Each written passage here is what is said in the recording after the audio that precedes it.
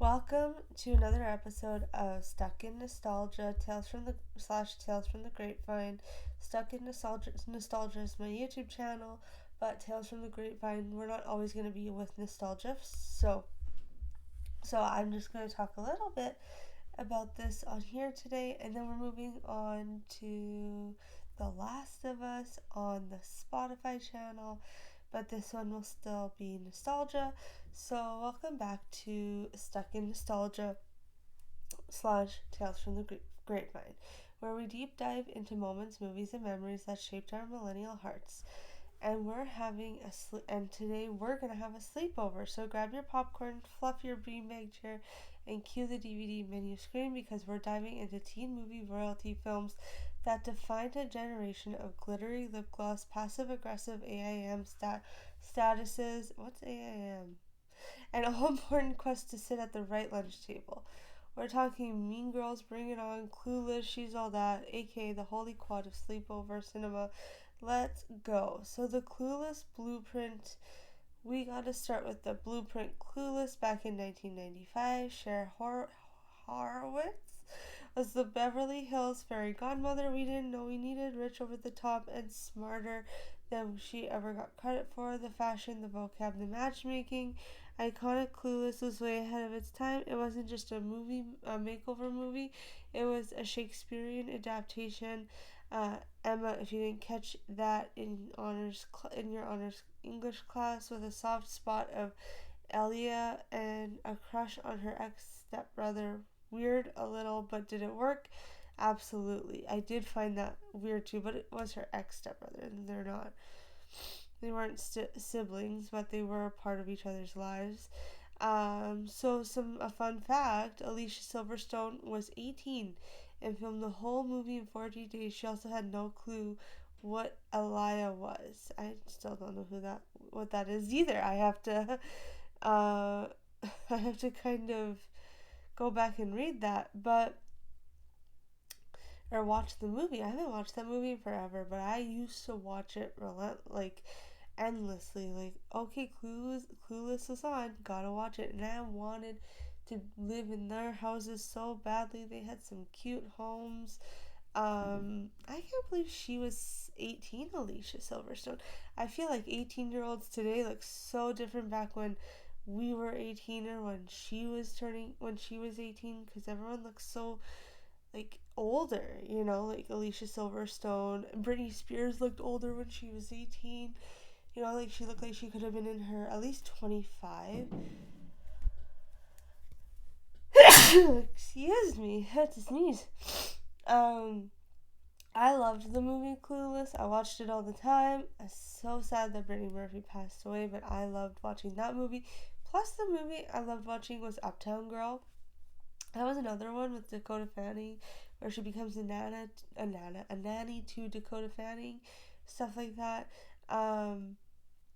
But Clueless, I loved everything about them, with their fashion, their clothes, their fashion, or the song "Rollin' with the Homies," going to parties and stuff. I found Alicia Silverstone share a little whiny, but that was her thing, maybe, as being a spoiled rich girl. I don't know. The next one, of course, Mean Girls, still quoting it in 2025. On Wednesdays we wear pink. So fetch. Then we leap to Mean Girls, which honestly feels like it's a drop from heaven, in a limited edition Burn Book, which I haven't watched this movie in so long. I haven't watched all these movies in so long.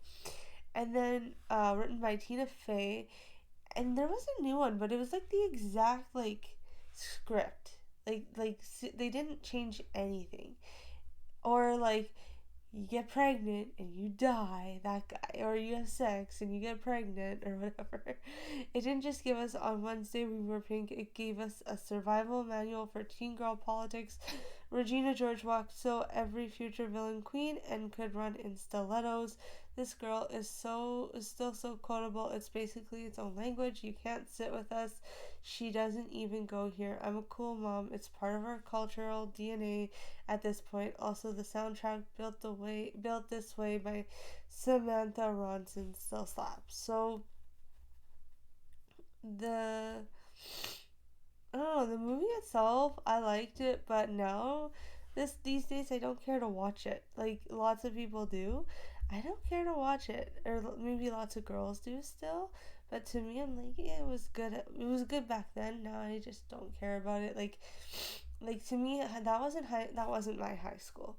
My high school was you did have your popular crowd and everyone who was friends with everyone, but but there wasn't any like the three girls ran the school and that was it. Like that is total fantasy high school. I don't think that's true at all. And I hope lots of people are more inclusive these days too in high school. Or I wish, but I don't think so. I do hear a lot of bullying stories unfortunately. I do think with social media it does it kind of makes it worse, but let's again not encourage bullying. I do not encourage bullies. I've never been bullied myself, but I have been talked about and gossiped about. So that is true. I don't think I was like bullied. I was pressured by friends, but not, like there's I knew how to say no. Anyways, next one was Bring It On, and She's All That, cheesy but perfect. She's All That I never really watched, but I'm more willing to talk about Bring It On. Give Us the Spirit Fingers, cultural appropriation, discourse before Twitter was even a thing, and Kirsten Dunst in a full pep squad mode. It's hilarious, it's sharp, and somehow made a cheer competition feel like life or death. Also, that toothbrushing flirty scene, that definition of sexual tension in PG-13 form, and there She's All That, 1999, a movie so formulaic it practically invented the makeover. You're not hot, you're hot now trope, but we ate it up. Lainey Boggs took off her glasses and suddenly she became prom queen material. Freddie Prinze Jr. was at his absolute heartthrob peak. That staircase reveal, absolute cinema. So I haven't watched this Bring It On in a long, long time. The one that creeped me out was the last one they did with Ashley Benson. I don't know why it weirded me out. There was a weird scene, and then ever since then it creeped me out. It was a different kind of Bring It On. I didn't care for it as much. Like I liked it. I liked the one with Hayden Panettiere. She was really good.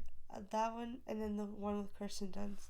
I think I'm missing one or two of them though too. Anyways, why these movies hit so hard. So what made these movies stick? It wasn't just the fashion or the soundtrack. It was these movies were about identity, belonging, and navigating weird teenage expectations, all while making us laugh, cry, or reenact scenes with our friends at 2 a.m. They were coming of age, comfort food, reliable, dramatic, a little cringy in retrospect, but always there when we needed them. And maybe the biggest reason they still resonate, they weren't afraid to be a little extra and honestly same. So, let me know in the comments below if you've ever done a sleepover, if you love doing sleepovers, if you enjoyed them when you were kids. To be honest, I always loved the sleepover aspect until it became the sleeping point, because for me, I got nervous to be sleeping in the dark. But like for other things, like I don't know, like to hear about like, because we did the whole, I don't know if you should say this on camera, but the whole Bloody Mary thing, like we did like truth or dare kind of spooky stories telling kind of growing up as well. I don't remember watching these movies all the time as kids. Like yes, for sure, but there was other movies we were watching, like the horror movies, um or like for me it was more like the Bratz movies, or the Brat movie, or I'm trying to think and I can't remember. I just remember horror, Brat movie, thrill, maybe a little bit of thriller. Yes, there was those movies in there for sure, but the one with Sleepover with the girl from Spy Kids, and then they had the four, and then Sarah Paxton was in it, and they had the four girls going on like a hunt to do different kinds of like challenges, and then whoever won got like the cool spot in the end, and then her friend was moving away, and that made me sad, and I felt sad for her. Oh, that was like, the ending was a little heart-wrenching to me. But that is it for me. I hope you guys have a wonderful rest of your day, and we'll chat soon. Bye now.